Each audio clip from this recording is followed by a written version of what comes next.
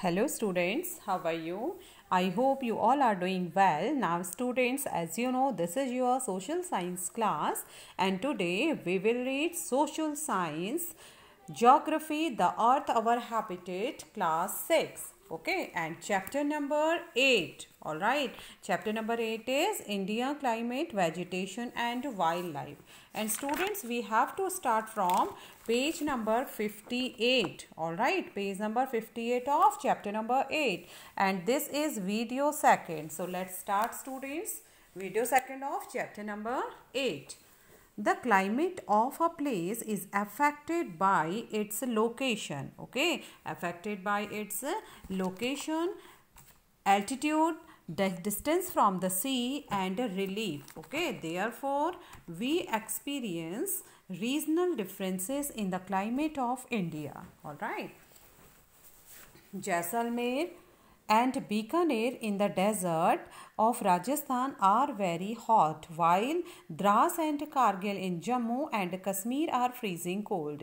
Coastal places like Mumbai and Kolkata experience moderate climate. They are neither too hot nor too cold. Being on the coast, these places are very humid. Mawsynram in Meghalaya receives the world's highest rainfall, while in particular year it might not rain at all in Jaisalmer in Rajasthan. Okay, the climate of a place, all right, इस स्थान की जलवायु affected by its location. किसी भी स्थान की जलवायु वहाँ की लोकेशन, वहाँ की स्थिति पर निर्भर करती है. ठीक है, तो मीन्स हम कह सकते हैं किसी स्थान की जो जलवायु होती है वे वहाँ की स्थितियों जैसे कि ऊंचाई, ओके, लोकेशन, स्थिति, एल्टीट्यूड, ऊंचाई, डिस्टेंस फ्रॉम द सी, समुद्र से दूरी एंड रिलीफ और उच्चावच पर निर्भर करती है. फिर से सुनिए, किसी भी स्थान की जलवायु उसकी स्थिति, ऊंचाई, समुद्र से दूरी तथा उच्चावच पर निर्भर करती है. Therefore, we experience regional differences in the climate of India. Okay, therefore, इस प्रकार we experience, हमने अनुभव किया, regional differences in the climate of India. इस प्रकार हमें भारत की जलवायु में क्षेत्रीय विभिन्नता का अनुभव होता है. Jaisalmer and Bikaner in the desert of Rajasthan are very hot. जैसे कि राजस्थान के जो मरुस्थल में जैसलमेर और बीकानेर बहुत अधिक गर्म है. Dras and Kargil in Jammu and Kashmir are freezing cold. और जबकि जम्मू एंड कश्मीर के द्रास और कारगिल, ठीक है, द्रास और कारगिल में बर्फीली ठंड पड़ती है, वहाँ पर अत्यधिक ठंडा होता है. Okay, and coastal places like Mumbai and Kolkata experience moderate climate. और समुद्र तटीय स्थान जैसे कि मुंबई और कोलकाता में जलवायु मॉडरेट होती है, यानी मध्यम होती है, neither too hot not too cold. ठीक है, that is a moderate climate. They are neither too hot not too cold. वे न तो अधिक गर्म होते हैं न ही अधिक ठंडे होते हैं. Being on the coast these places are very humid. और समुद्र तट पर होने के कारण ये स्थान बहुत अधिक मॉइस्चर वाले यानी नमी वाले होते हैं, आर्द्र वाले होते हैं. Mawsynram in Meghalaya receives the world's highest rainfall. और विश्व में सबसे अधिक वर्षा मेघालय में स्थित मौसिनराम में होती है. ठीक है, world's highest rainfall area Mawsynram in Meghalaya. While in a particular year it might not rain at all in Jaisalmer in Rajasthan. विश्व में अगर हम बात करें सबसे अधिक मेघालय में स्थित मौसिनराम में वर्षा होती है, जबकि किसी किसी वर्ष राजस्थान के जैसलमेर में वर्षा होती ही नहीं है. तो सोचिए वहाँ का टेम्परेचर कितना गर्म होता होगा. ओके, नेचुरल वेजिटेशन, प्राकृतिक वनस्पति. We see a variety of plant life in our surroundings. Okay, in our surroundings, how nice it is to play in a field with green grasses. There are also small plants called bushes and shrubs like cactus and flowering plants, etc. Besides, there are many tall trees, some with many branches and leaves like neem, mango. Okay, like neem, mango, or some which stand with few leaves such as palm. The grasses, shrubs, and trees which grow on their own without interference or help from human beings are called natural vegetation. Do you wonder how these differ from each other? Different types of natural vegetation are dependent on different climatic conditions, among which the amount of rainfall is very important. Okay, so we will read about natural vegetation कि natural vegetations क्या होते हैं.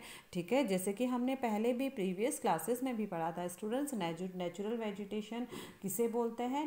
Natural vegetation means पादप जीवन होता है. हम अपने चारों ओर देखते हैं, कुछ पौधे छोटे होते हैं, कुछ पौधे बड़े होते हैं, कुछ पौधे लंबे वृक्ष समान होते हैं, कुछ पौधे झाड़ियों के रूप में होते हैं. तो घास, झाड़ियाँ और पौधे जो बिना किसी के इंटरफेरेंस से होते हैं. ठीक है, मीन्स कि ऐसे पौधे, ऐसे पेड़ पौधे जो बिना मनुष्य की सहायता से उपजते हैं, उन्हें प्राकृतिक वनस्पति कहा जाता है. यह हमने प्रीवियस क्लासेस में भी पढ़ा था.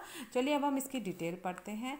नेचुरल वेजिटेशन, प्राकृतिक वनस्पति. We see a variety of plant life in our surroundings. हम अपने चारों तरफ विभिन्न प्रकार का पादप जीवन देखते हैं. How nice it is to play in a field with green grasses. Okay, हरे घास वाले मैदान में खेलना कितना अच्छा लगता है. There are also small plants called bushes and shrubs like cactus and flowering plants etcetera. Okay, तो स्टूडेंट्स कुछ पौधे छोटे होते हैं जिन्हें क्या कहा जाता है? झाड़ी कहा जाता है, यानी बुशेस कहा जाता है. एंड श्रब्स लाइक कैक्टस, और कुछ कैसे होते हैं? कैक्टस तथा फूलों वाले पौधे आदि होते हैं. ठीक है, तो कुछ पौधे छोटे होते हैं जिन्हें झाड़ी कहा जाता है, जैसे कि कैक्टस तथा फूलों वाले पौधे इत्यादि. Besides, there are many tall trees, some with many branches and leaves like neem, mango, और some which stand with few leaves such as palm. Okay, और इनके अतिरिक्त बहुत से लंबे वृक्ष होते हैं, उनमें बहुत सी शाखाएं और पत्तियां होती हैं, जैसे कि नीम, आम. तो कुछ वृक्ष ऐसे होते हैं जिनमें पत्तियों की मात्रा फ्यू लीव्स होती है, मीन्स कि बहुत ही कम पत्तियां होती हैं, जैसे पाम. ठीक है, जैसे कि क्या होता है? पाम होता है, पत्तियों की मात्रा जिसमें कम होती है. ऐसे में नारियल भी है. ठीक है, so the grasses, shrubs and trees which grow on their own without interference or help from human beings are called a natural vegetation. देखिए natural vegetation की definition आ गई है. The grasses, shrubs and trees, घास, झाड़ियाँ और पेड़ which grow on their own, जो स्वयं उग जाते हैं without interference, बिना किसी हस्तक्षेप के या बिना किसी मानव के उपजाए बिना किसी मानव की सहायता से जो उपज जाते हैं, उन्हें क्या कहा जाता है? नेचुरल वेजिटेशन, यानी प्राकृतिक वनस्पति कहा जाता है. एक बार फिर से सुनिए. घास, झाड़ियाँ तथा पौधे जो बिना मनुष्य की सहायता से उपजते हैं, उन्हें प्राकृतिक वनस्पति कहा जाता है. Do you wonder how these differ from each other. Okay, क्या आप कभी यह नहीं सोचते कि ये एक दूसरे से किस प्रकार डिफर हैं, किस प्रकार अलग हैं.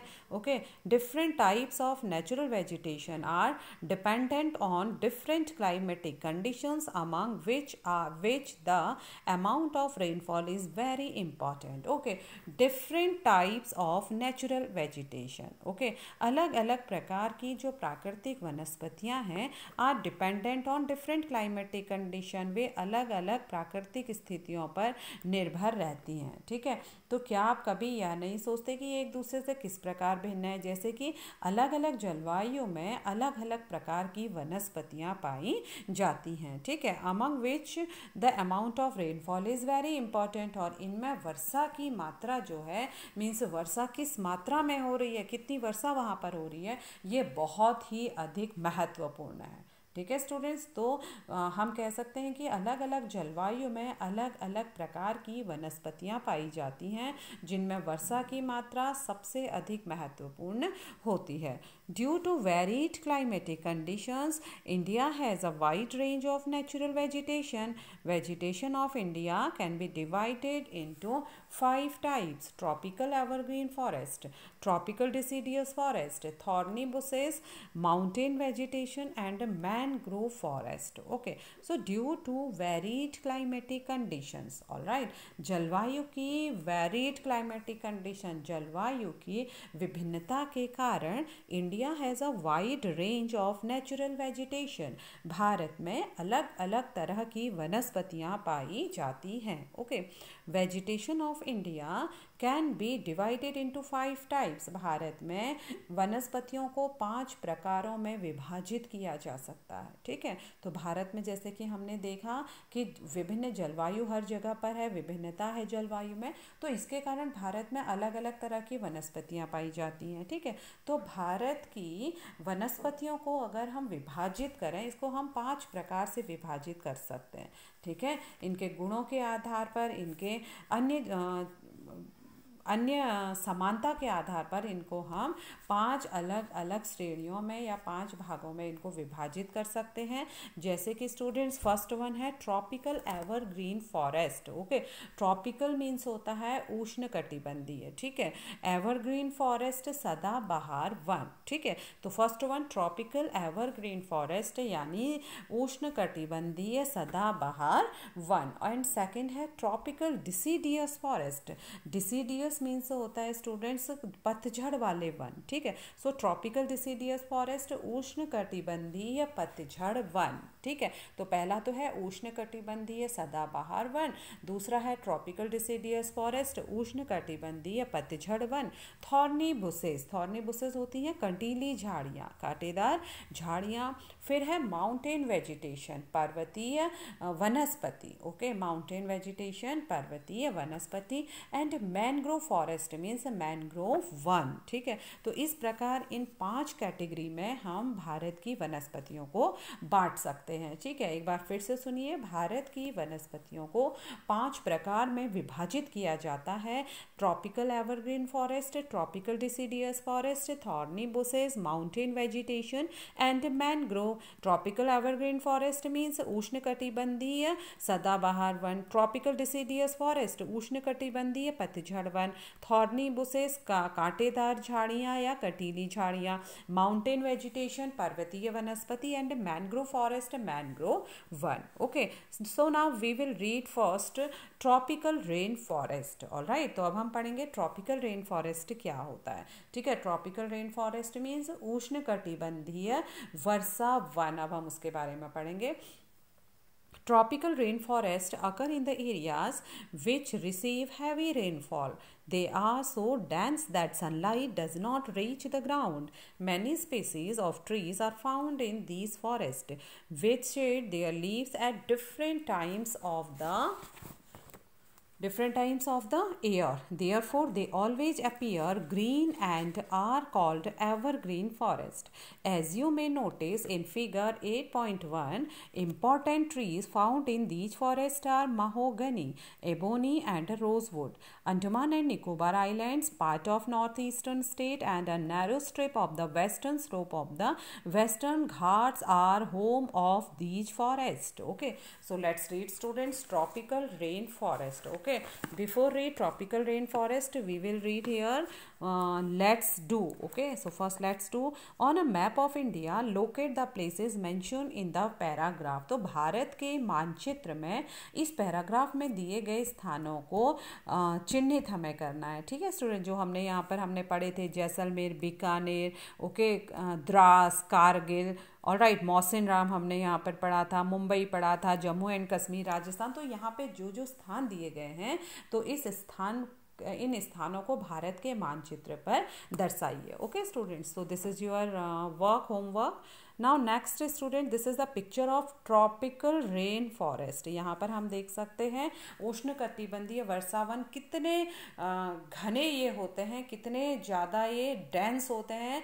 That's why sunlight doesn't reach the ground. आप देख सकते हैं कि सनलाइट नीचे ग्राउंड तक नहीं पहुँच पाती है.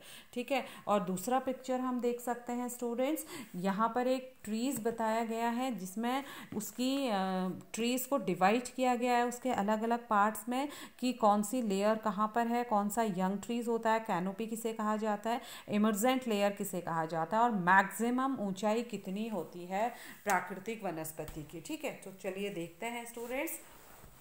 ग्राउंड लेयर हम देख सकते हैं, ये इसकी भूमि परत है। देन श्रब लेयर, ये झाड़ी वाली परत होती है, ये झाड़ी वाली वनस्पति है। फिर हम यहाँ पर देखते हैं यंग ट्री, तरुण वृक्ष यहाँ पर हैं। एंड कैनोपी यानी वितान, पेड़ की जो ऊंचाई होती है उसे बोलते हैं कैनोपी। ओके, फिर है स्टूडेंट्स एमर्जेंट लेयर यानी उद्गामी परत हम इसे कहते हैं। ठीक है, ये 40 मीटर से ऊपर की होती है। एंड फिर होती है 60 मीटर, जब पेड़ की हाइट हो जाती है इसको मैक्सिमम हाइट कहा जाता है, सर्वाधिक ऊंचाई नेचुरल वेजिटेशन में। ठीक है, जिसकी 60 मीटर होती है। कैनोपी होता है स्टूडेंट्स 40 मीटर की हाइट पर जो होता है। यंग ट्रीज 20 मीटर्स तक होते हैं।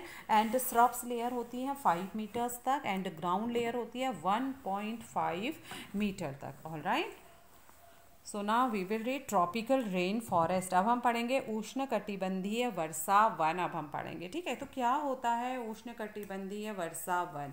तो जैसे कि हमने पढ़ा, tropical rain forest occur in the area which receives heavy rainfall. ठीक है, तो जो वर्षा वाले उष्ण कटिबंधीय वन होते हैं वे उन क्षेत्रों में पाए जाते हैं जहाँ पर वर्षा बहुत अधिक होती, हैवी रेनफॉल होती है। They are so dense that sunlight doesn't reach the ground. और जैसा कि हमने अभी पिक्चर में भी यहाँ पर देखा था कि ये इतने घने होते हैं वर्षा वाले वन कि यहाँ पर सूर्य का प्रकाश जमीन तक नहीं पहुँच पाता। Okay, many species of trees are found in these forest which shed their leaves in at different times. Okay, तो बहुत सारे ऐसे यहाँ पर स्पीसीज होती हैं, ऐसे पेड़ होते हैं, वर्षा की अनेक प्रजातियाँ यहाँ पर होती हैं जो इन वनों में पाई जाती है। और ये जो वन होते हैं ये वर्ष के डिफरेंट टाइम्स, मतलब अलग अलग समय में शेड देयर लीव्स, अपनी पत्तियों को गिराते हैं। ठीक है, तो ये कैसे होते हैं जो वर्षा वाले वन होते हैं? ये इतने घने होते हैं कि सूर्य का प्रकाश जमीन पर नहीं पहुंच पाता। और वर्षा की अनेक वृक्षों की अनेक प्रजातियां इन वर्षा वाले वनों में पाई जाती हैं। और ये वन वर्ष के अलग अलग समय में अपनी पत्तियों को गिराते हैं। Okay, Important trees found in these forests are mahogany, ebony and rosewood। और ये वर्षा वाले वन में जो मुख्य वन होते हैं, ठीक है, इनमें जो मुख्य वन होते हैं वो कौन कौन से होते हैं? ओके, तो स्टूडेंट्स जैसे कि अगर हम बात करें important trees found in these forest, तो जो वर्षा वाले वन हैं इनमें जो मुख्य पेड़ हैं, ठीक है, मुख्य वृक्ष जो होते हैं वो होते हैं महोगनी, एबोनी और रोजवुड। ठीक है, तो ये मुख्य प्रमुख वृक्ष हैं यहाँ के Andaman and Nicobar island. Okay, parts of northeastern states and a narrow strip of the western slope of the western ghats are home of these forest। तो अंडमान निकोबार द्वीप समूहों, उत्तर पूर्वी राज्यों के कुछ भागों तथा पश्चिमी घाट की संकरी पट्टी में पाए जाने वाले ये वृक्ष कहाँ पर होते हैं? जैसे महोगनी, एबोनी और रोजवुड, ये वर्षा वाले वन के मुख्य वृक्ष हैं। ठीक है, तो अंडमान और निकोबार द्वीप, parts of north eastern state, okay, उत्तर पूर्वी राज्यों के कुछ भाग, एंड और narrow strip of the western slope of the western Ghat, और पश्चिमी घाट के पश्चिमी ढलान में जो नैरो स्ट्रिप्स हैं, ठीक है, जो संकरी पट्टी हैं, वहाँ पर इन वनों का घर होता है, वहाँ पर ये पाए जाते हैं। All right, now next students हम पढ़ेंगे ट्रॉपिकल डिसीडियस फॉरेस्ट के बारे में।